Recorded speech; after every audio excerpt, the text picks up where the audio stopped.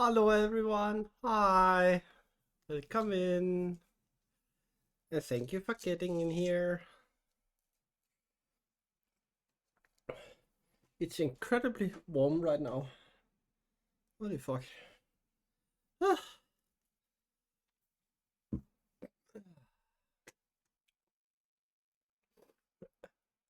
That's what happens when you are eating nachos with chili. Then it gets hot. But how is everyone? It's very nice to see so many people in here already.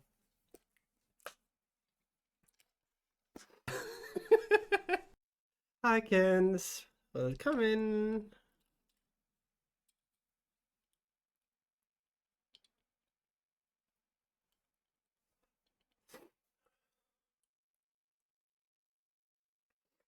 So are we ready to start on the next part of the book? It apparently says book 2, but I don't know. Oh, there is a lot in the back here. We need to do that on another day.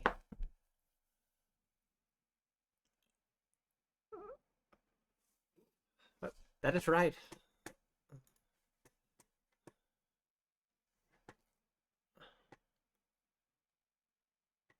I almost forgot missed that hard. 2 seconds.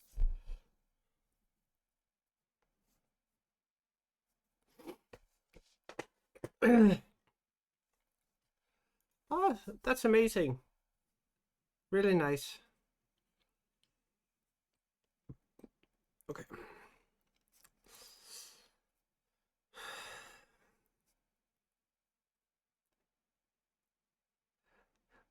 Oh, hi Stevie. Hi.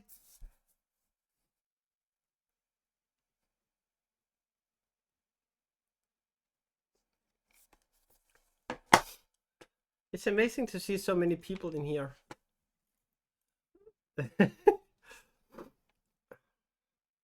Well, that is what is important, Kens. Then we can work on everything else. So I got my tea. I already did that, so that's nice. And we have our book, and I have some water at my left. This one. That's water. So that's nice. Uh, Thank you, Sasha. I was actually already taking a sip.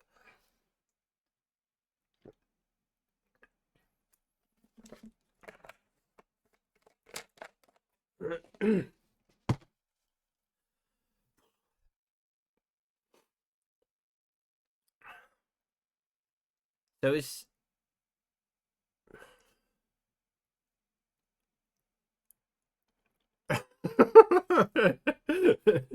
and who is Mrs. Wrinkles?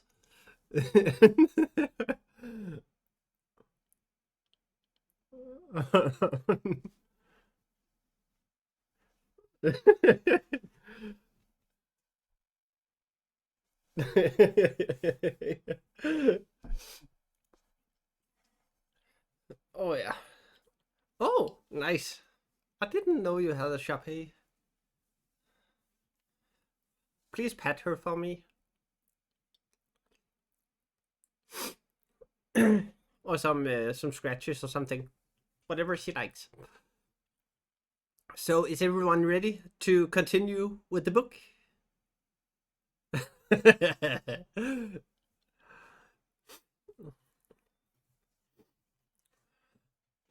Because today it actually says we start on book 2, which makes no actually sense for me if this, as we actually are at book 1. So yeah, we will see. I don't know. Maybe, maybe not. Usually there is blood in the second book, as far as I remember. But I don't know if it will come in this one or it will come in the next one. That is the big thing. So yeah. But today,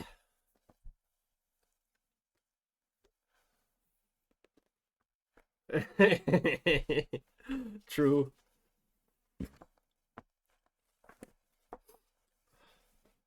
The last time we arrived at Rivendell, or Frodo arrived at Rivendell, um, and that was the last thing we heard.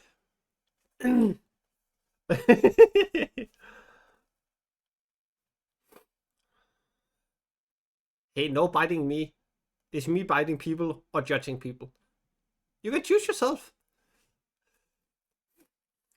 Yeah, you probably will, Stevie.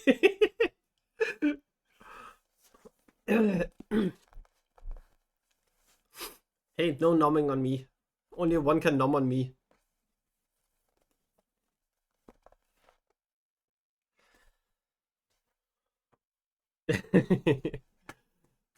uh,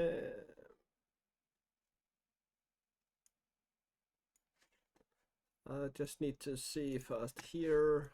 That needs to go a little bit to the left. And this is the one we are at the moment. There we go.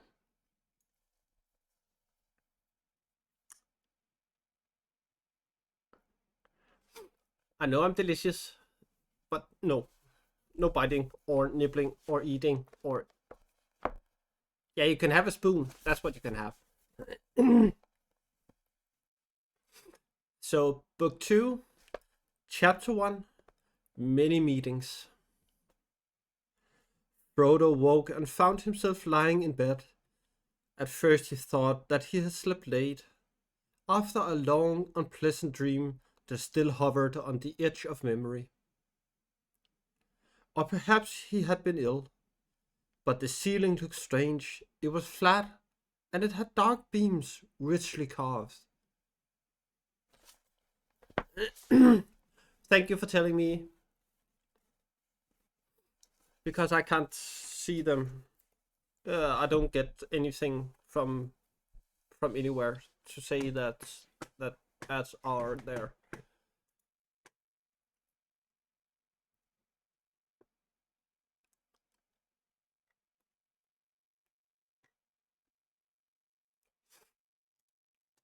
So thank you. Okay, we are all done now. Nice.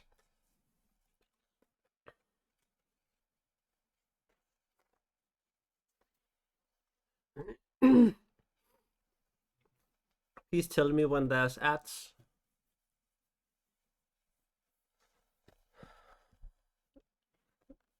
Washing of what?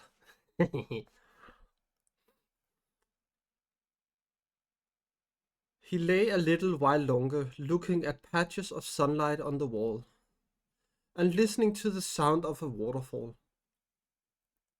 Where am I, and what is the time?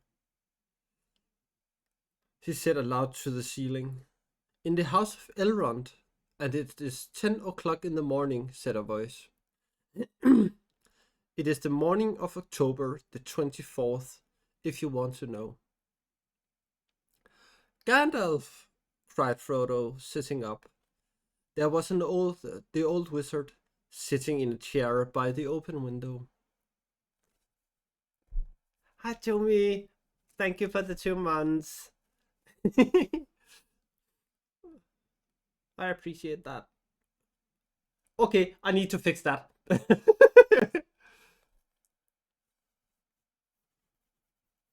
Yeah, I need to fix that. um,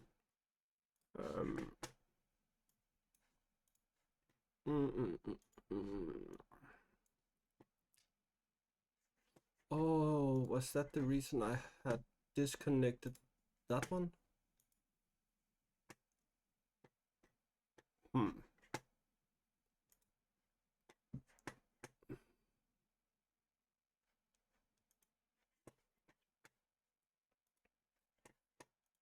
Interesting. Yeah, that's fine. Events. Twitch. It's interesting that it did that.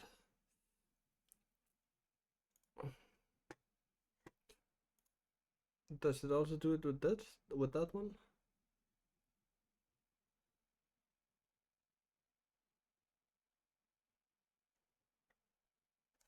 Hmm.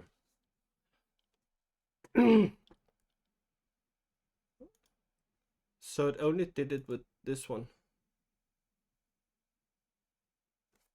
That is interesting. Hmm. Yeah, exactly. That is very, very weird. But yeah, that's how it is. And hi, Mike. Welcome in.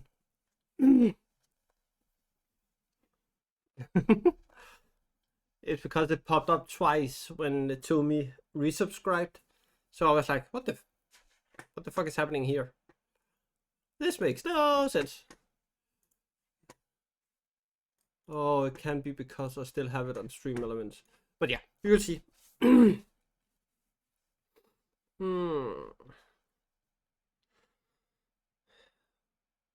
Yes, he said. I am here.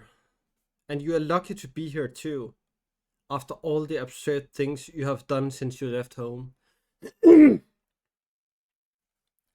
Frodo lay down again. He felt too comfortable and peaceful to argue. And in any case, he did not think he would get the better of an argument. He was fully awake now, and the memory of his journey was returning. The disastrous shortcut through the old forest, the accident at the prancing pony, and his madness in putting on the ring in the dell on the weathertop. While he was thinking of all these things and trying in vain to bring his memory down to his arriving in Rivendell, there was a long silence, broken only by the soft puffs of Gandalf's pipe as he blew the white smoke rings out of the window. Where's Sam? Frodo asked at length. And are the others all right? Hmm. Yes, they are all safe and sound, answered Gandalf. Sam was here until I sent him off to go get some rest about half an hour ago. What happened at the fort? Said Frodo. It all seems so dim, somehow, and it still does. Yes, it would. You were beginning to fade, answered Gandalf. The wound was overcoming you at last. A few more hours, and you have been beyond our aid. But you have some strength in you, my dear hobbit. As you showed in the barrow, that was touch and go, perhaps the most dangerous moment of all. I wish you could have held out at Weathertop. You seem to know a great deal already, said Frodo. I have not spoken to the others about the barrow. At first it was too horrible, and afterwards there were other things to think about. How do you know about it? You have talked in your sleep, Frodo, said Gandalf gently, and it has not been hard for me to read your mind and memory. Do not worry. Though I said absurd just now, I did not mean it. I think well of you and of the others. It is no small feat to have come so far, and through such dangers still bearing the ring. Thank you for the lyric, Sasha. I really appreciate it. We should never have done it we should never have done it without Strider, said Frodo. But we needed you. I did not know what to do without you. I was delayed, said Gandalf, and that nearly proved our ruin. And yet I am not sure. It may have been better so. I wish you would tell me what happened. All in good time. You're not supposed to talk or worry about anything today, by Elrond's orders. But talking would stop me thinking and wondering, which are quite tiring, said Frodo. I am wide awake now, and I remember so many things that want explaining. Why were you delayed? You ought to tell me that at least. You will soon hear all you wish to know, said Gandalf. We shall have a council as soon as you are well enough. At the moment, I will only say that I was held captive. You? Cried Frodo. Yes, I, Gandalf the Grey, said the wizard solemnly. There are many powers in this world, for good and for evil. Some are greater than I am. Against some I have not yet been measured, but my time is coming. The Morgul Lord and his Black Riders have come forth. War is preparing. Then you knew of the riders already, before I met them. Yes, I knew of them. Indeed, I spoke of them once to you. For the Black Riders are the Ring Wraiths, the 9 servants of the Lord of the Rings. But I did not know that they had arisen again, and I should have fled with you at once. I heard news of them only after I left you in Dune, but that story must wait. For the moment, we have been saved from the star disaster by Aragorn. Yes, said Frodo. It was Strider that saved us. Yet I was afraid of him at first. Sam never quite trusted him. I think not at any rate until we met Glorfindel. Gandalf smiled. I have heard all about Sam, he said. He has no more doubts now. I'm glad, said Frodo, for I have become very fond of Strider. Well, fond is not the right word. I mean, he is dear to me, though he is strange and grim at times. In fact, he reminds me of you. I did not know that any of the big people were like that. I thought, well, that they were just big and rather stupid. Kind and stupid like Butterbur, or stupid and wicked like Bill Ferny.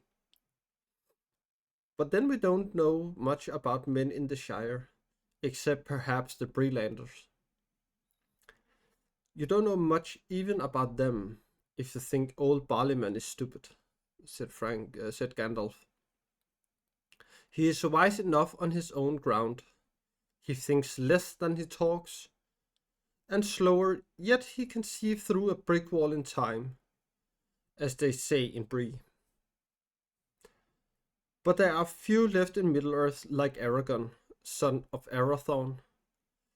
The race of the kings from over the sea is nearly at an end. It may be that this War of the Ring will be their last adventure. Do you really mean that Strider is one of the people of the old kings? Said Frodo in wonder. I thought they had all vanished long ago. I thought he was only a ranger. Okay, 2 seconds, I will be just back. I just need to turn my lights on.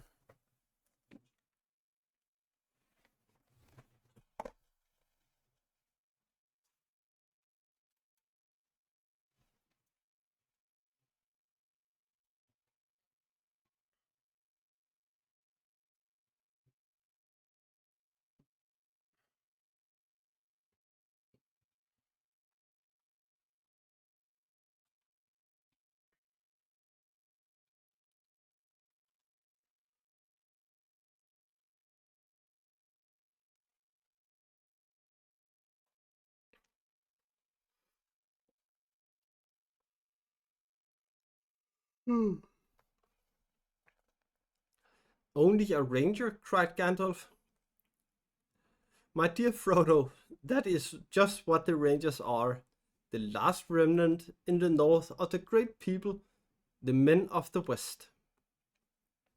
They have helped me before, and I shall need their help in the days to come, for we have reached Rivendell, but the ring is not yet at rest.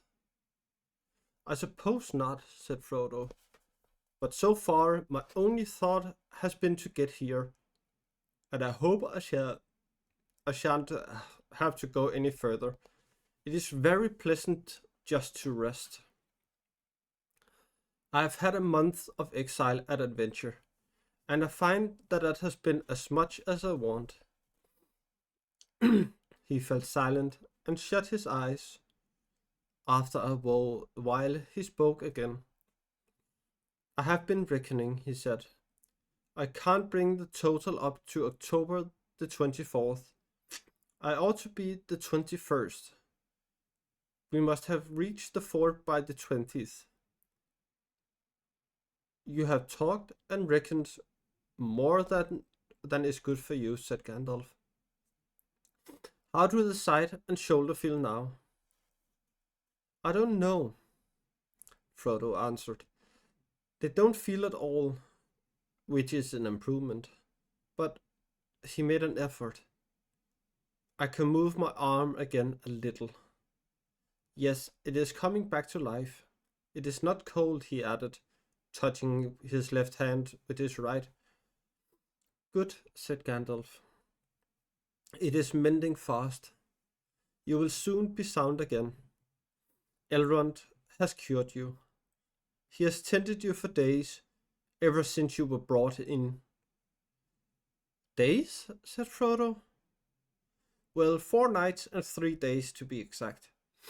The elves brought you from the fort on the night of the 20th, and that is where you lost count. We have been terribly anxious, and Sam has hardly left your side, day or night, except to run messages. Elrond is a master of healing, but the weapons of our enemy are deadly. To tell you the truth, I had very little hope, for I suspected that there was some fragment of the blade still in the closed wound. But it could not be found until last night. Then Elrond removed a splinter. It was deeply buried, and it was working inwards. Frodo shuddered. Remember the cruel knife with notched blade that had vanished in Strider's hands.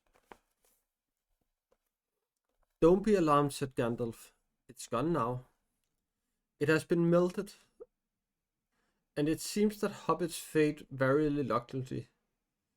I have known strong warriors of the big people who would quickly have been overcome by that splinter, which you bore for 17 days. What would they have done to me? Asked Frodo. What were the riders trying to do? They tried to pierce your heart with a Morgul knife, which remains in the wound. If they had succeeded, you would have become likely like they are, only weaker and under their command. You would have become a wraith under the dominion of the Dark Lord, and he would have tormented you for trying to keep his ring. If any greater torment were possible than being robbed of it and seeing it on his hand. Thank goodness I did not realize the horrible danger, said Frodo faintly. I was mortally afraid, of course, but if I had known more, I should not have dared to even to move. It is a marvel that I escaped. Yes, fortune or fate have helped you, said Gandalf, not to mention courage. For your heart was not touched, and only your shoulder was pierced, and that was because you resisted to the last. But it was a terribly narrow shave, so to speak. You were in gravest peril while you wore the ring, for then you were half in the wraith world yourself, and they might have seized you. You could see them, and they could see you. I know, said Frodo. They were terrible to behold. But why could we see all their horses? Because they are real horses, just as the black robes are real robes that they wear to give shape to their nothingness when they have dealings with the living. Then why do these black horses endure such riders? All other animals are terrified, when they draw near, even the elf horse of Glorfindel. The dogs howl and the geese scream at them, because these horses are born and bred to the service of the Dark Lord in Mordor. Not all his servants and chattels are wraiths. There are orcs and trolls, there are wargs and werewolves, and there have been and still are many men, warriors, and kings that walk alive under the sun, and yet are under his sway. And their numbers is growing daily. What about Rivendell and the elves? Is Rivendell safe? Yes, at present, until all else is conquered. The elves may fear the Dark Lord, and they may fly before him, but never again will they listen to him or serve him. And here in Rivendell, there lived still some of his chief foes, the Elven Wise, lords of the Eldar from beyond the further seas. They do not fear the Ringwraith, for those who have dealt in the blessed realm live at once in both worlds, and against both the seen and the unseen they have great powers. I thought that I saw a white figure that shone and did not grow dim like the others. Was that Glorfindel then?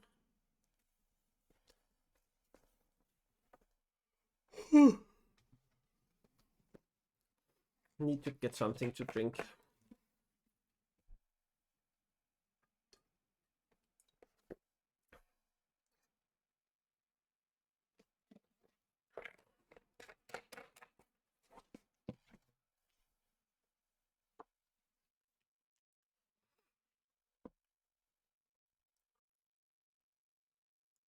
Yes, you saw him for a moment, as he is upon the other side, one of the mighty of the firstborn. He is an elf lord of the house of princes. Indeed, there is a power in Rivendell to withstand the might of Mordor for a while, and elsewhere other powers still dwell. There is power too, of another kind in the Shire, but all such places will soon become islands under siege, if things go on as they are going. The Dark Lord is putting forth all his strength.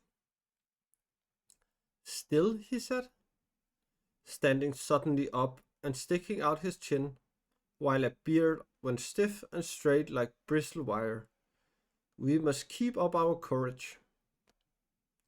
You will soon be well, and I do not talk you to death. You are in Rivendell, and you need not worry about anything for the present. I haven't any courage to keep up, said Frodo, but I am not worried at the moment. Just give me news of my friends, and tell me the end of the affair at the fort, as I keep on asking, and I shall be content for the present. After that I shall have another sleep, I think, but I shan't be able to close my eyes until you have finished the story for me. Gandalf moved his chair to the bedside and took a good look at Frodo. Ugh. The color had come back to his face, and his eyes were clear, and fully awake and aware. He was smiling, and there seemed to be little wrong with him. But to the wizard's eye, there was a faint change, just a hint, as it were, of transparency about him, and especially about the left hand that lay outside upon the coverlet. Still, that must be expected, said Gandalf to himself. He is not half through yet, and to what he will come in the end, not even Elrond can foretell. Not to evil, I think. He may become like a glass filled with a clear light for eyes to see that can. You look splendid, he said aloud. I will risk a brief tale without consulting Elrond, but quite brief, mind you. And then you must sleep again. This is what happened as far as I can gather. The riders made straight for you as soon as you fled. They did not need the guidance of their horses any longer. You had become visible to them, being already on this threshold of their world, and also the ring drew them. Your friends sprang aside off the road, or they would have been ridden down. They knew that nothing could save you if the white horse could not. Their riders were too swift to overtake, and too many to oppose. On foot, even Glorfindel and Aragorn together could not withstand all the 9 at once. When your ringwraith swept by, your friends ran up behind. Close to the ford, there is a small hollow inside the road, masked by a few stunted trees. There they hastily kindled fire, for Glorfindel knew that a flood would come down if the riders tried to cross. And then he would have to deal with any that were left on his side of the river. The moment the flood appeared, he rushed out, followed by Aragorn and the others with flaming brands.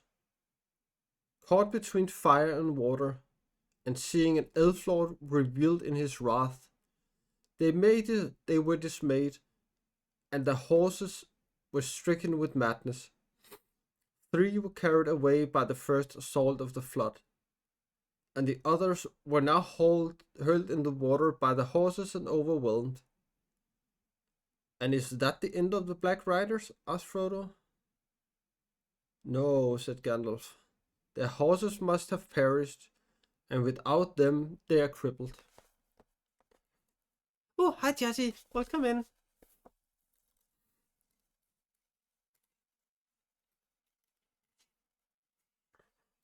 But the ringwraiths themselves cannot be easily destroyed.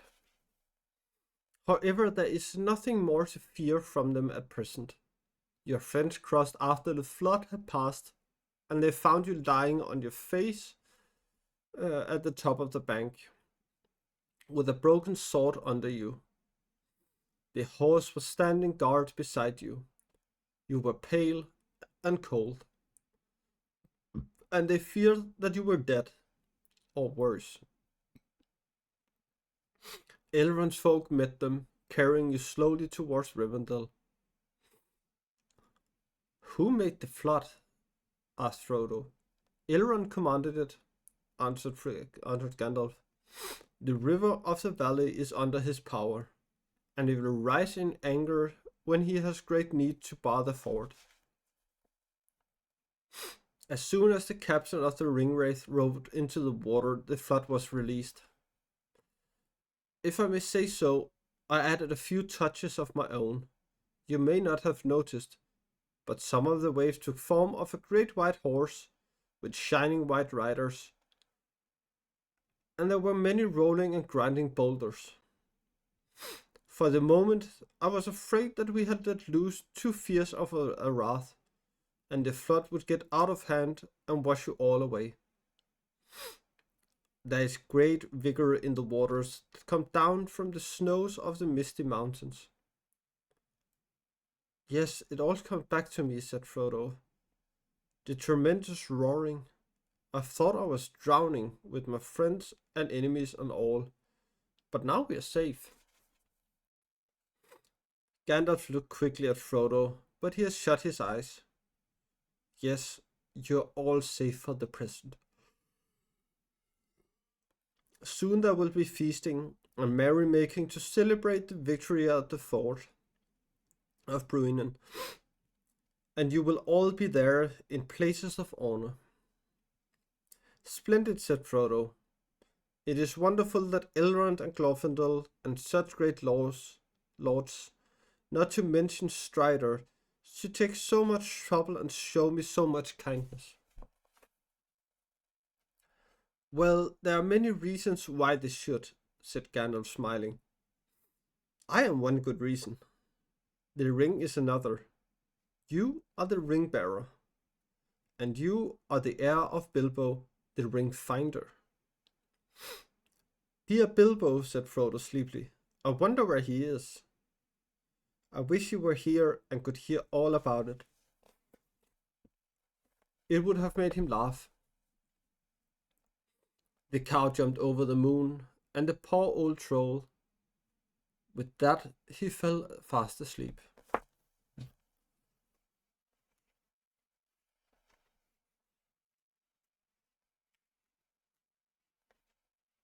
Hmm.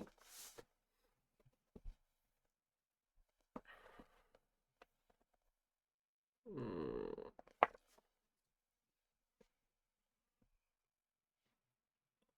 Oh, remember to stretch once in a while, people. It's good for you.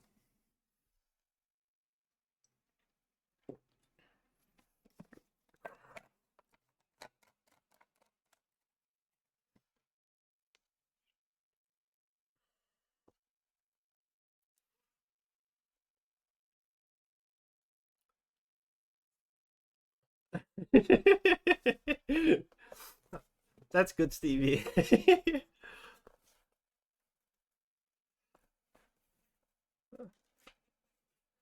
I have also only read like 7 pages.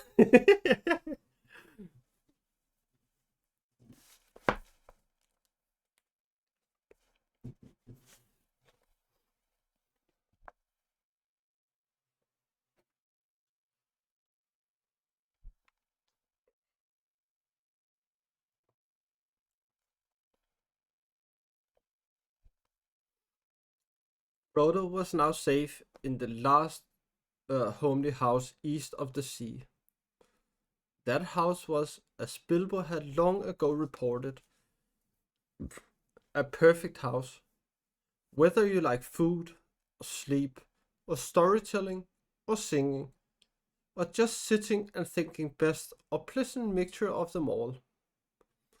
Merely to be there was a cure for weariness, fear, and sadness.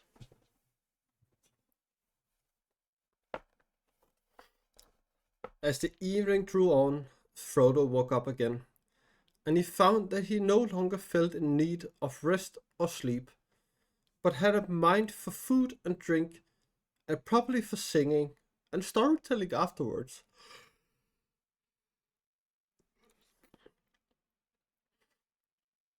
He got out of bed and discovered that his arm was already nearly as useful again as it had ever been. He found laid ready clean garments of green cloth that fitted him exactly, excellently. Sorry. Looking in a mirror, he was startled to see a much thinner reflection of himself than he remembered. It looked remarkably like the young nephew of Bilbo who used to go tramping with his uncle in the Shire. But the eyes looked at him thoughtfully. Yes, you have seen a thing or two since you last peeped out of the looking glass, he said to his reflection. But now for a merry meeting. He stretched his arms and whistled a tune. At that moment, there was a knock on the door, and Sam came in. He ran to Frodo and took his left hand, awkwardly and shyly. He stroked it gently, and then he blushed and turned hastily away. Hello, said Frodo. It's warm, said Sam, meaning your hand, Mr. Frodo. Thank you for the lurk, Jesse. I really appreciate it. It has felt so cold through the long nights, but glory and trumpets, he cried, turning round again with shining eyes and dancing on the floor. It's fine to see you up and yourself again, sir. Gandalf asked me to come and see if you were ready to come down, and I thought he was joking. I'm ready, said Frodo. Let's go and look for the rest of the party. I can take you to them, sir, said Sam. It's a big house. Uh, it's a big house, this, and very peculiar. Always a bit more to discover, and no knowing what you will find around the corner. And elves, sir, elves here and elves there. Some like kings, terrible and splendid, and some as merry as children. And the music and the singing. Not that I have had the time or the heart for much listening since we got here, but I'm getting to know some of the ways of the place. I know what you have been doing, Sam, said Frodo, taking his arm. But you shall be merry tonight, and listen to your heart's content. Come on, guide me around the corners.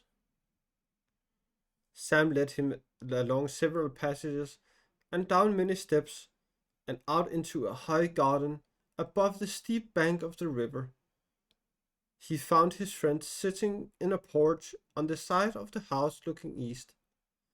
Shadows had fallen in the valley below, but there was still a light on the faces of the mountains far above. The air was warm. The sound of running and fire and falling water was loud, and the evening was filled with a faint scent of trees and flowers, as if summer still lingered in Elrond's gardens.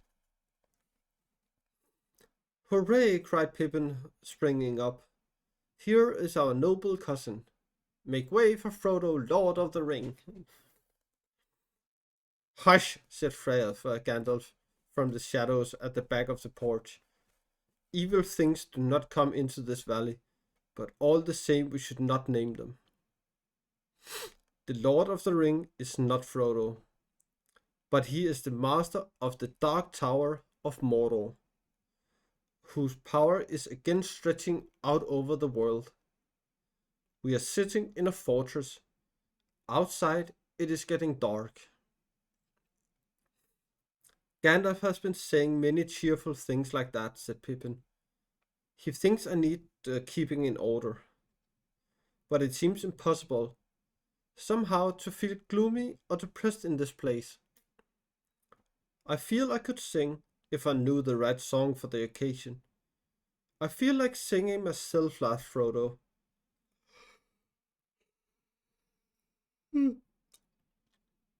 Though at the moment I feel more like eating and drinking.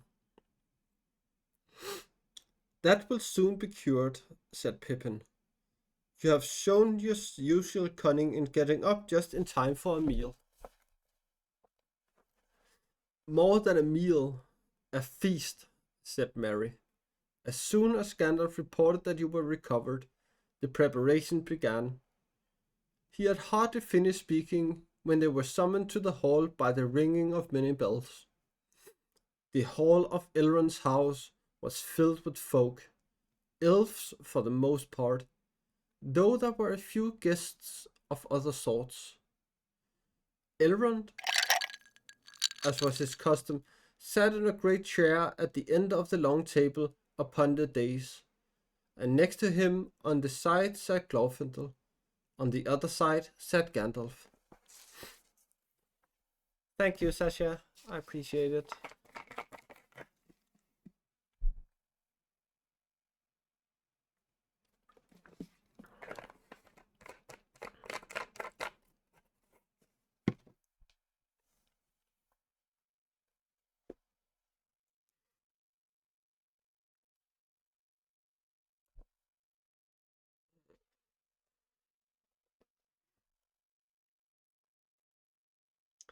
Frodo looked at them in wonder, for he had never before seen Elrond, of whom so many tales spoke. As they were sat upon his right and his left, Glorfindel and even Gandalf, whom he thought he knew so well, were revealed as lords of dignity and power. Gandalf was shorter in stature than the two others, but his long white hair, his sweeping silver beard, and his broad shoulders made him look like some wise king of ancient legend. In his aged face, under great snowy brows, his dark eyes were set like coals that could keep leap suddenly into fire. Glorfindel was tall and straight. His hair was of shining gold, his face fair and young and fearless and full of joy. His eyes were bright and keen, and his voice like music. On his brow sat wisdom, and in his hand was strength. The face of Elrond was ageless, neither old nor young, though in it had written the memory of many things both glad and sorrowful. His hair was dark as the shadows of twilight, and upon it was set a circlet of silver. His eyes were grey as a clear evening, and in them was a light like the light of stars. Venerable, he seemed as a king crowned with many winters, and yet hale as a tried warrior in the fullness of his strength. He was the Lord of Rivendell, and mighty among both elves and men. In the middle of the table, against the woven cloths upon the wall, there was a chair under a canopy, and there sat a lady fair to look upon, and so like was she in form of a womanhood to Elrond that Frodo guessed that she was one of his close kindred. Young she was, and yet not so. The braids of her dark hair were touched by no frost. Her white arms and clear face were flawless and smooth, and the light of the stars was in her bright eyes. Grey as a cloudless night, yet queenly she looked, and thought and knowledge were in her glance, as of one who has known many things that the years bring. Above her brow, her head was covered with a cap of silver lace netted with small gems, glittering white, but her soft grey raiment had no ornament save a girdle of leaves wrought in silver. So it was that Frodo saw her whom few mortals had yet seen, Arwen, daughter of Elrond, in whom it was said that the likeness of Luthien had come on earth again. And she was called Ondomiel, for she was the even star of her people. Long she had been in the land of her mother's kin, in Lorien beyond the mountains, and was but lately returned to Rivendell to her father's house.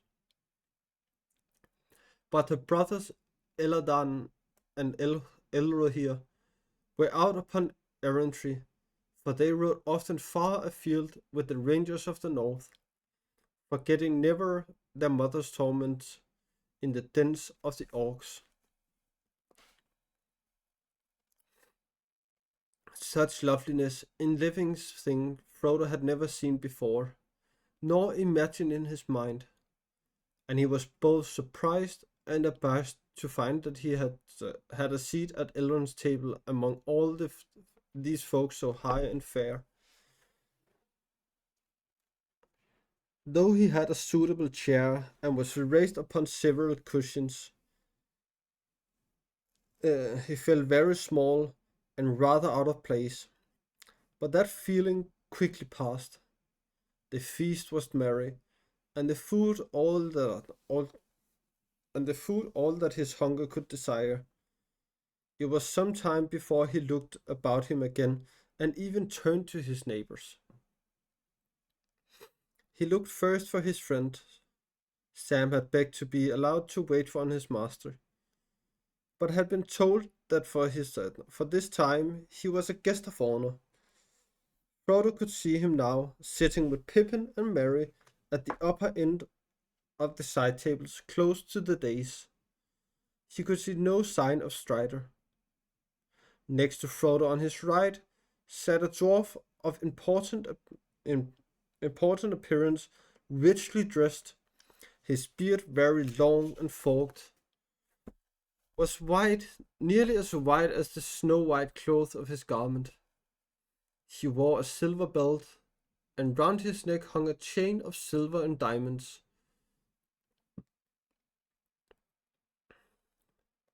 Frodo stopped eating to look at him. "Welcome and well met," said the dwarf, turning towards him. Then he actually rose from his seat and bowed. "Gloin, at your service," he said, and bowed still lower. "Frodo Baggins, at your service and your family's," said Frodo correctly, rising in surprise and scattering his cushions. "Am I right in guessing that you are the Gloin, one of the 12 companions of the great Thorin Oakenshield?" "Quite right," answered the dwarf, gathering up the cushions and courteously assisting Frodo back onto his seat. "And I do not ask, for I have already been told that you are the kinsman and adopted heir of our friend Bilbo the Renowned. Allow me to congratulate you on your recovery." "Thank you very much," said Frodo. "You have had some very strange adventures, I hear," said Gloin. "I wonder greatly what brings 4 hobbits on so long a journey. Nothing like it has happened since Bilbo came with us. But perhaps I should not inquire too closely, since Elrond and Gandalf do not seem disposed to talk about this. I think we will not speak of it, at least not yet," said Frodo politely. He guessed that even in Elrond's house, the matter of the ring was not one for casual talk, and in any case he wished to forget his troubles for a time. "But I am equally curious," he added, "to learn what brings so important a dwarf so far from the lonely mountain." If you had no, Gloin looked at him. "If you have not heard, I think we will not speak yet of that either. Master Elrond will summon us all along, I believe, and then we shall all hear many things, but there is much else that may be told." Throughout the rest of the meal they talked together. But Frodo listened more than he spoke, for the news of the Shire, apart from the ring, seemed small and far away and unimportant, while Gloin had much to tell of events in the northern regions of Wilderland. Frodo learned that Grimbeorn the Old, son of Born, was now lord of many sturdy men, and to the land between the mountains and Mirkwood neither orc nor wolf dared go. "Indeed," said Gloin, "if it were not for the Beornings, the passage from Dale to Rivendell would long ago have become impossible. They are the valiant men, and keep open the High Pass and the Fort of Carrock, but the tolls are high," he added with a shake of his head, "and like Bjorn of the Old, they are not fond of dwarfs. Still, they are trusty, and that is much in these days. Nowhere are there any men so friendly to us as the men of Dale. They are good folk, the Bardings. The grandson of Bard the Bowman rules them. Grandson of Baneson of Bard. He is a strong king, and his realm now reaches far south and east of Esgaroth." Thank you for the hydrate, Kent.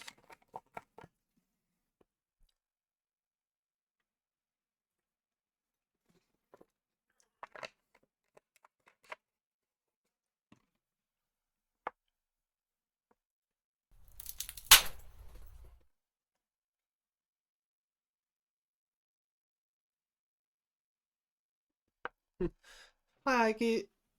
Thank you for the lurk. I really appreciate it.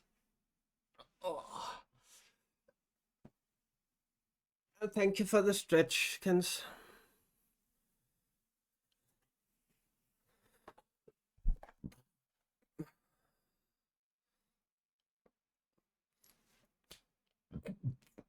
Oh,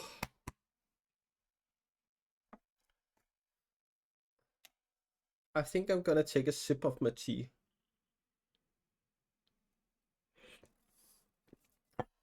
Nom nom. I love that tea.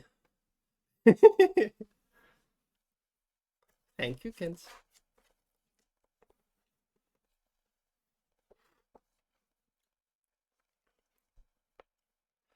And what of your own people? Asked Frodo. There's so much to tell, good and bad, said Gloin. Yet it is mostly good.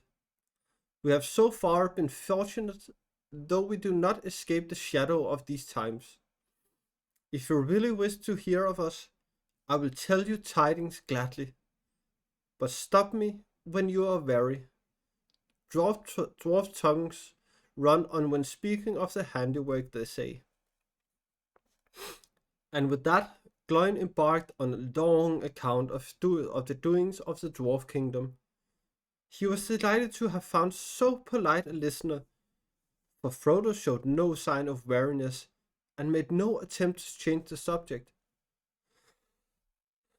Though actually he soon got rather lost among the strange names of people and places that he had never heard of before. He was interested, however, to hear that Dane was still king under the mountain, and was now old, having passed his 250th year, venerable and fabulously rich. Of the 10 companions who had survived the battle of the five armies, 7 were still with him: Dwalin, Gloin, Dori, Nori, Beaver, Boffer, and Bomber. Bomber was now so fat that he could not move himself from his couch to his chair at table, and it took 6 young dwarfs to lift him. And what has become of Balin and Ori and Oin? Asked Frodo. A shadow passed over Gloin's face. We do not know, he answered. It is largely on account of Balin that I have come to ask the advice of those that dwell in Rivendell. But tonight let us speak of merrier things. Gloin began to talk of the works of his people, telling Frodo about their great labors in dale and under the mountain. We have done well, he said, but in metalwork we cannot rival our fathers, many of whose secrets are lost. We make good armor and keen swords, but we cannot again make mail or blade to match those that were made before the dragon came. Only in mining and building we have surpassed the old days. You should see the waterways of Dale, Frodo, and the fountains and the pools. You should see the stone-paved roads of many colors, and the halls and cavernous streets under the earth with arches carved like trees, and the terraces and towers upon the mountain side. Then you would see that we have not been idle. I will come and see them if I ever can, said Frodo. How surprised Bilbo would have been to see all the changes in the desolation of Smaug. Gloin looked at Frodo and smiled. You were very fond of Bilbo, were you not? He asked. Yes, answered Frodo. I would rather see him than all the towers and palaces in the world. At length the feast came to an end. Elrond and Arwen rose and went down the hall, and the company followed them in due order. The doors were thrown open, and they went across a wide passage through other doors and came into a further hall. In it were no tables, but a bright fire was burning at a great hearth between the carven pillars upon either side. Frodo found himself walking with Gandalf. "This is the Hall of Fire," said the wizard. "Here you will hear many songs and tales if you can keep awake. But except on high days, it usually stands empty and quiet, and people come here who wish for peace and thought. There's always a fire here, all the year round. But there is a little other light."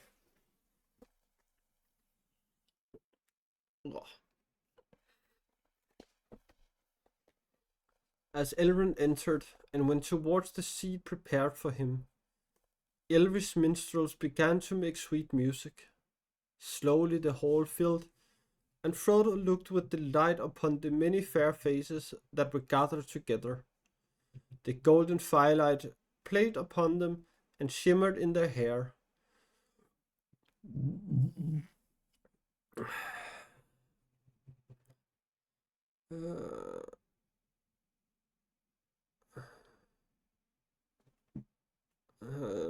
Suddenly he noticed, not far from the further end of the fire, a small dark figure seated on a stool with his back propped against a pillar. Beside him on the ground was a drinking cup and some bread. Frodo wondered whether he was ill, if people were ever ill in Rivendell, and had been unable to come to the feast. His head seemed sunk in sleep on his breast, and a fold of his dark cloak was drawn over his face. Elrond went forward and stood beside the silent figure. "Awake, little master," he said with a smile. Then turning to Frodo, he beckoned to him. "Now at the last hour has come fortnight that you have wished for, Frodo," he said. "Here is a friend you have long missed." The dark figure raised its head and uncovered its face. "Bilbo!" cried Frodo with sudden recognition, and he sprang forward. "Hello, Frodo, my lad," said Bilbo. "So you have got here at last. I hoped you would manage it. Well, well. So all this feasting is in your honor, I hear? I hope you enjoyed yourself." "Why weren't you there?" cried Frodo. "And why haven't I been allowed to see you before?" "Because you were asleep, and I have seen a good deal of you. I have sat by your side with Sam each day. But as for the feast, I don't go in for such things much now. And I had something else to do." "What were you doing?" "Why? Sitting and thinking. I do a lot of that nowadays. And this is the best place to do it in, as a rule. Wake up indeed," he said, cocking an eye at Elrond. There was a bright twinkle in it, and no sign of sleepiness that Frodo could see. "Wake up? I was not asleep, Master Elrond. If you want to know, you have all come out from our feast too soon, and you have disturbed me in the middle of making up a song. I was stuck over a line or two, and was thinking about them, but now I don't suppose I shall ever get them right. There will be such a deal of singing that the ideas will be driven clean out of my head. I shall have to get my friend the Dunedain to help me. Where is he?" Elrond laughed. "He shall be found," he said. "Then you two shall go into a corner and finish your task, and we will hear it and judge it before we end of our merrymaking." Messengers were sent to find Bilbo's friend, though none knew where he was and why he had not been present at the feast. In the meanwhile, Frodo and Bilbo sat side by side, and Sam came quickly and placed himself near them. They talked together in soft voices, oblivious of the mirth and music in the hall about them. Bilbo had not much to say of himself. When he had left Hobbiton, he had wandered off aimlessly along the road or in the country on either side, but somehow he had steered all the time towards Rivendell. I got here without much adventure, he said, and after a rest, I went on with the dwarves to Dale, my last journey. I shan't travel again. Hi, Andrea. Welcome in. And here I have been. I have done this and that. I have written some more of my book, and of course, I make up a few songs. They sing them occasionally, just to please me, I think. For of course, they aren't really good enough for Rivendell. And I listened, and I think, time doesn't seem to pass here. It just is. A remarkable place altogether. I hear all kinds of news from over the mountains and out of the south, but hardly anything from the Shire. I heard about the ring, of course. Gandalf has been here often. Not that he had told me a great deal. He has become closer than ever these last few years. The Dunedain has told me more. Fancy that ring of mine causing such a disturbance.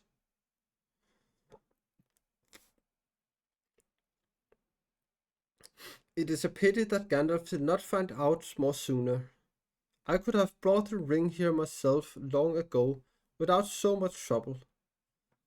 I have thought several times of going back to Hobbiton for it, but I am getting old, and they would not let me.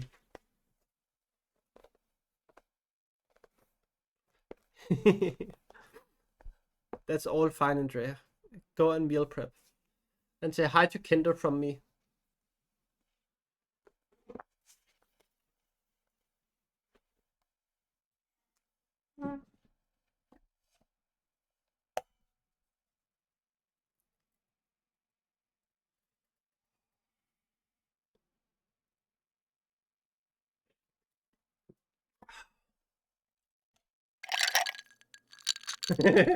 I have just taken a sip.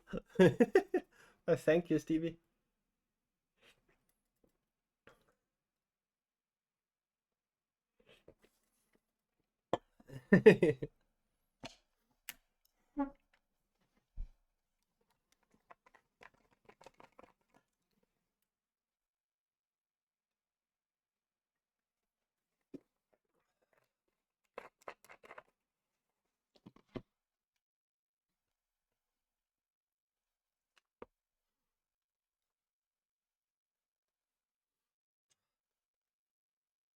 Gandalf and Elrond, I mean. They seemed to think that the enemy was looking high and low for me, and would make mincemeat of me if he caught me tottering about in the wild. And Gandalf said, "The ring has passed on, Bilbo. It would do no good to you or to others if you tried to meddle with it again." Odd sort of remark, just like Gandalf. But he said he was looking after you, so I let things be. Hi, Kender.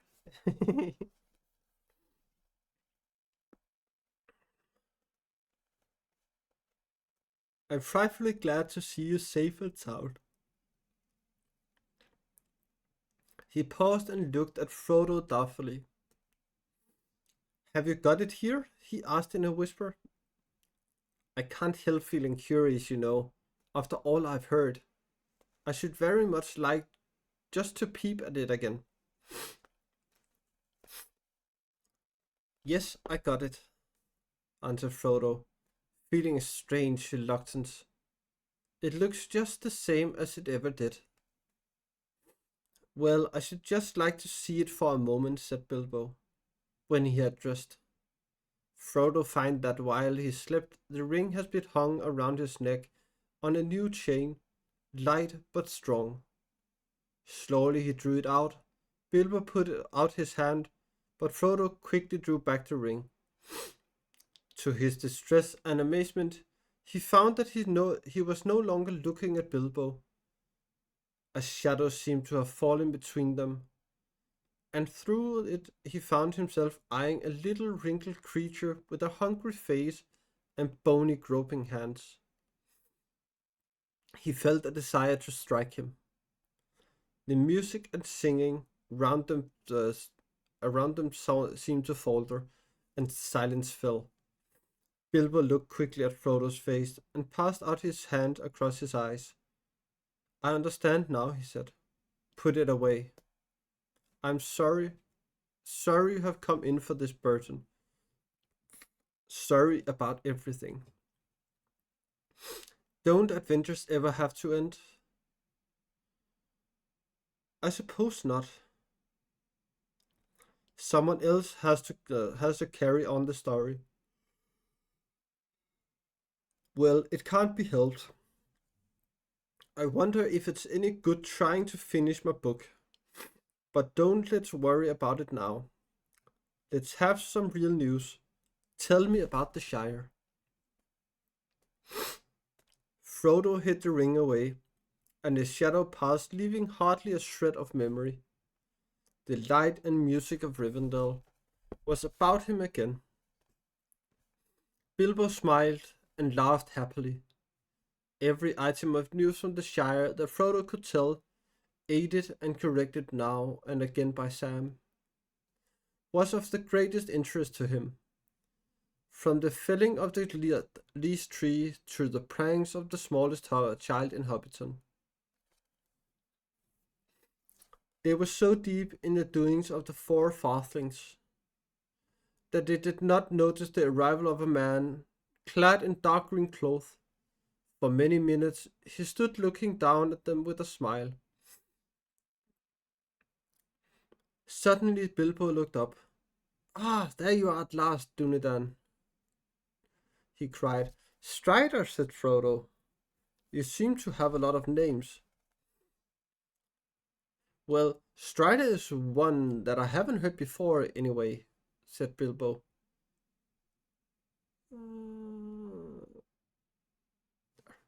What do you call him that for?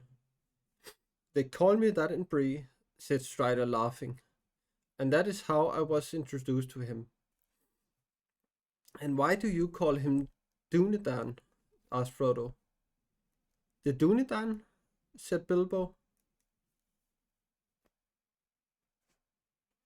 He is often called that here, but I thought you knew enough Elvish to know at least to know Dunedain, man of the West, Numeriorian. But this is not the time for lessons. He turned to Strider. Where have you been, my friend? Why weren't you at the feast? Lady Arwen was there. Oh, thank you for the stretch, Oregon. Oh. Love you too, Andrea. Have a happy time meal prepping.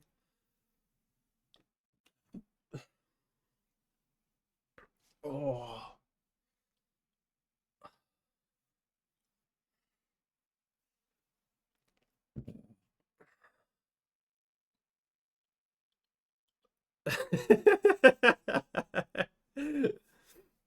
Nah, that's just me blowing up.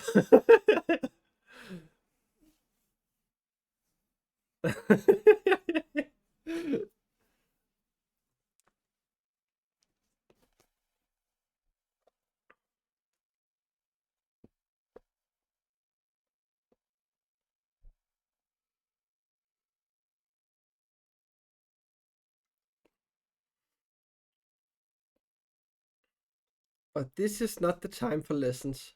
He turned to Strider. Where have you been, my friend? Why weren't you at the feast? The Lady Arwen was there. Strider looked down at Bilbo gravely. I know, he said. But often I must put mirth aside.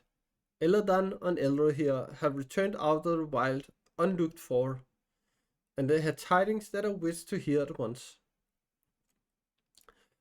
Well, my dear fellow, said Bilbo, Now you have heard the news. Can you spare me a moment? I want your help in something urgent. Elrond says this song of mine is to be finished before the end of the evening, and I'm stuck. Let's go off into a corner and polish it up. Strider smiled. Come then, he said. Let me hear it.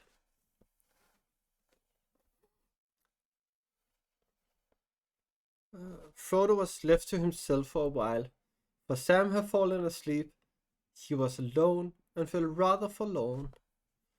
Although all about him the folk of Rivendell were gathered, but those near him were silent, intent upon the music of the voices and the instruments, and they gave me no heed to anything else. Frodo began to listen. At first the beauty of the melodies and of the interwoven words in elven tongues, even though he understood them little, held him in a spell as soon as he began to attend them. Almost it seemed that the words took shape, and visions as far lands and bright things that he had ever seen yet imagined opened out before him, and the firelit hall became like a golden mist above the seas. Above the seas of foam that sat upon the margins of the world. Then the enchantment became more and more dreamlike, until he felt that an endless river of swelling gold and silver was flowing over him. Too multitudinous for its pattern to be comprehended. It became part of the throbbing air around him, and it drenched and drowned him. Swiftly he sank under its shining weight into a deep realm of sleep. There he wandered long in a dream of music that then turned into running water, and then suddenly into a voice. It seemed to be the voice of Bilbo chanting verses, faint at first, and then clearer ran the words. Arundel was a mariner that tarried in Arvanian. He built a boat of timber, filled in Nimberthil to journey in. Her sails he wove of silver fair, of silver were her lanterns made. Her prow was he finished like a swan, and light upon her banners laid. In panoply of ancient kings, in chained rings he armored him.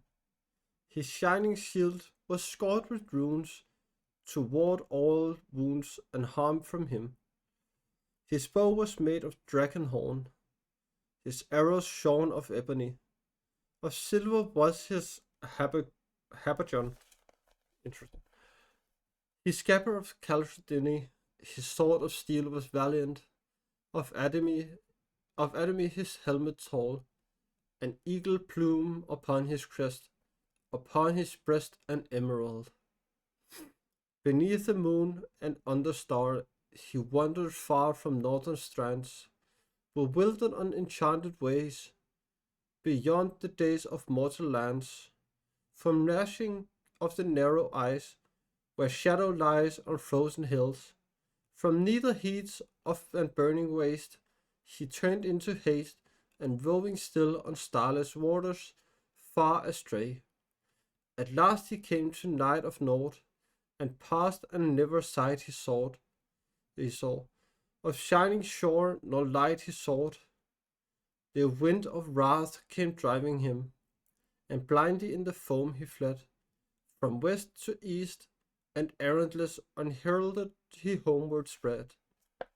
Hi senses, welcome in. There flying Elwing came to him, and flame was in the darkness lit, more bright than the flame of a diamond, the fire upon her carcanet. This Silmaril she bound on him, and crowned him with the living light. And dauntless then with burning brow, he turned his prow, and in the night, from other world beyond the sea, there strong and free of Rome, free a storm arose, a wind of power interminable, by paths that seldom mortal goes, his boat it bore with biting breath, as might of death across the grey. Holy fuck. And long forsaken seas distressed, from east to west he passed away. Though ever night he back was borne, on black and roaring waves that ran or leagues on lit unfounded shores, that drowned before the days began, until he heard of strands of pearl, where ends the world the music long, where ever foaming billows roll the yellow gold and jewels wan. He saw the mountains silent rise, where twilight lies upon the knees of Valinor, and Eldamar beheld afar beyond the seas. A wanderer escaped from night, to haven wide he came at last, to elven home the green and fair, where keen the air, where pale as grass, beneath the hill of Ilmarin, a glimmer in the valley sheer, the lamp-pit towers of Tyrion, a mirror on the shadowed mere. He tarried there from errantry, and melodies that taught to him, and sages old him marvels told, and harps of gold they brought to him. They clothed him then in elven white, and 7 lights before him sent, as through the Calasirion to a hidden land forlorn he went. He came unto the timeless halls, where shining fall the countless years and endless reigns of the elder king. In Ilmarin on mountain sheer, and words unheard were spoken then, of folk of men and elven kin, beyond the world where visions showed, forbid to those that dwelt therein. A ship then new they built for him, of mithril and of elven glass, with shining prow, no shaven oar nor sail she bore, on silver mast the Silmaril as a lantern, and a banner bright with living flame to gleam Thrion by Elbereth. Herself was set with cedar came, and wings immortal made for him, and laid on him undying doom, to sail the shoreless skies and come behind the sun and the light of the moon. From ever even's lofty hills, where softly silver fountains fall, his wing him bore, a wandering light, beyond the mighty mountain wall. From world's end then he turned away, and yearned again to find afar his home through shadows journeying, and burning as an island star, on high above the mists he came, and distant flame before the sun. A wonder ere the waking dawn, where grey the Norland waters run. And over Middle-earth he passed, and heard at last the weeping sore of women and of elven maids in elder days, in years of yore. But on him mighty doom was laid, till moons should fade, and orbed stars to pass, and tarry nevermore. On hither shores, where mortals are, for ever still a herald on, an herald that should never rest, to bear his shining lamp afar, the flamifere of Westerness. Holy fuck, that was long.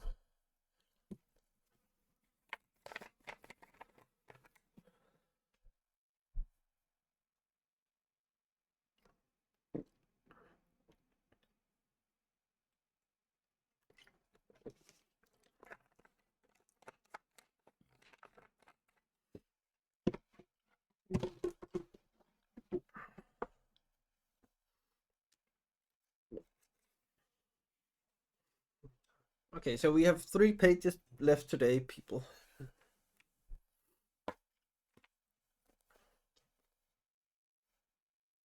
The chanting ceased.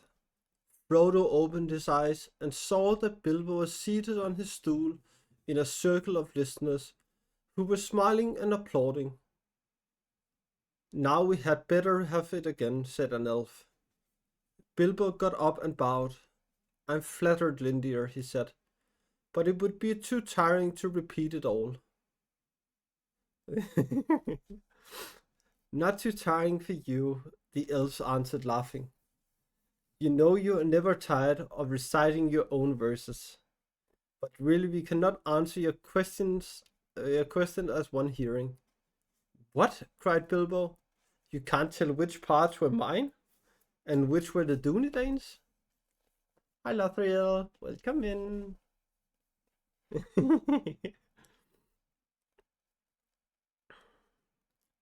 It is not easy for us to tell the difference between two mortals, said the elf.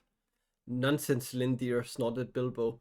If you can't distinguish between a man and a hobbit, your judgment is poorer than I imagined. They are as different as peas and apples.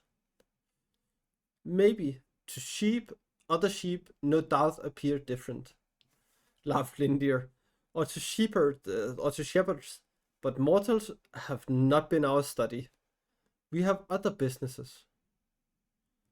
I won't argue with you, said Bilbo. I'm sleepy after so much music and singing. I will leave you to guess if you want to. He got up and came towards Frodo. Well, that's over, he said in a low voice. It went off better than I expected. I don't often get asked for a second hearing. What did you think of it? I'm not going to try and guess, said Frodo, smiling. You need not, said Bilbo, sorry. As a matter of fact, it was all mine, except that Aragorn insisted on my putting in a green stone. He seemed to think it important. I don't know why. Otherwise, he obviously thought the whole thing rather above my head, and he said that if I had cheek to make verses about Arendelle in the House of Elrond, it was my affair. I suppose he was right. I don't know, said Frodo. It seemed to me to fit somehow, though I can't explain. I was half asleep when you began, and it seemed to follow on from something that I was dreaming about. I didn't understand that it was really you speaking until the near end. It is difficult to keep awake here, until you get used to it, said Bilbo. Not that hobbits would ever acquire quite the elvish appetite for music and poetry and tales. They seem to like them as much as food or more. They will be going on for a long time yet. What do you say to slipping off for some more quiet talk? Can we? Said Frodo. Of course. This is merrymaking, not business. Come and go as you like, as long as you don't make a noise. They got up and withdrew quietly into the shadows, and made for the doors. Sam lay left behind, fast asleep, still with a smile on his face. In spite of his delight in Bilbo's company, Frodo felt a tug of regret as they passed out of the Hall of Fire. Even as they stepped over the threshold, a single clear voice rose in song. A Elperes Glythoniel, Stilerium Panamiriel, or Minel Akla Ilineth, Natariel Palandriel, or Galatrium Enodath, Fanolius Linothion, near Afia Sinefrach. Frodo halted for a moment, looking back. Elrond was in his chair, and the fire was on his face like summerlight upon the trees. Near him sat the Lady Arwen. To his surprise, Frodo saw that Aragorn stood beside her. His dark cloak was thrown back, and he seemed to be clad in elven mail, and a star shone on his breast. They spoke together, and suddenly it seemed to Frodo that Arwen turned towards him, and the light of her eyes fell on him from afar, pierced his heart. He stood still enchanted, while the sweet syllables of the elvish song fell like clear jewels of blended words and melody. "It is a song to Elbereth," said Bilbo. "They will sing that and other songs of the blessed realm many times tonight. Come on." He led Frodo back to his own little room. It opened onto the gardens and looked south across the ravine of the Bruinen. There they sat for a while, looking through the window at the bright stars above the steep climbing woods and talking softly. They spoke no more of the small news of the Shire far away, nor of dark shadows and perils that encompassed them, but of the fair things they had seen in the world together, of the elves, of the stars, of trees, and the gentle fall of the bright year in the woods. At last there came a knock on the door. "Begging your pardon," said Sam, putting in his head, "but I was just wondering if you would be wanting anything." "And begging yours, Sam Gamgee," replied Bilbo. "I guess you mean that it is time your master went to bed." "Well, sir, there is a council early tomorrow, I hear, and he only got up today for the first time." "Quite right, Sam," laughed Bilbo. "You can trot off and tell Gandalf that he has gone to bed. Good night, Frodo." "Bless me, but it has been good to see you again. There are no folk like hobbits, after all, for a real good talk.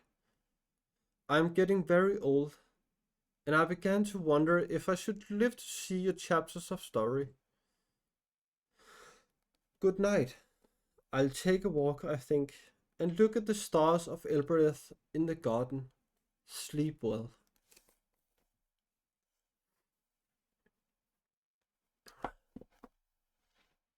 And that was what we had for today. Again, thank you very much for being here. I appreciate it very much. And of course, I hope to see you again soon.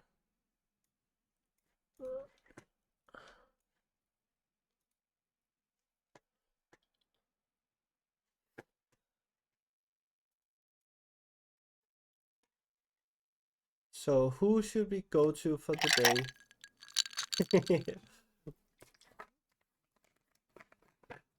Thank you, Anita. I appreciate it.